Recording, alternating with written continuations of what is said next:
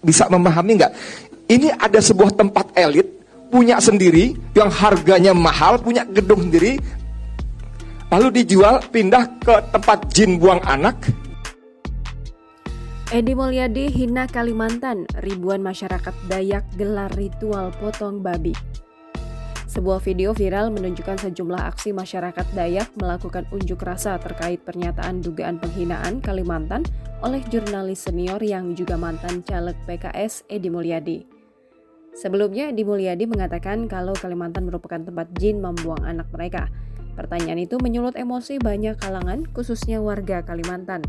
Di akun Instagram pribadi Permadi Arya, dirinya mengunggah video Instagram Reels berdurasi 31 detik terkait aksi atas perkataan Edi Mulyadi pada Senin 24 Januari 2022.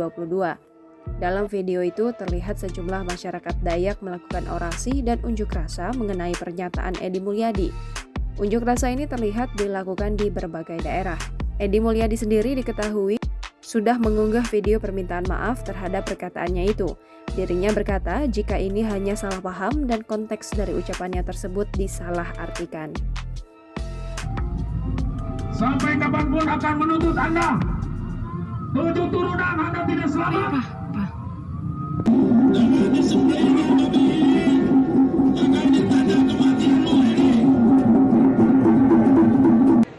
Tidak akan saya biarkan kamu kalau berada di Kalimantan Tengah. Kamu akan jadi bantal membunuh. Maka akan berhadapan langsung dengan pasukan merah Bang Berajang setanah Dayak.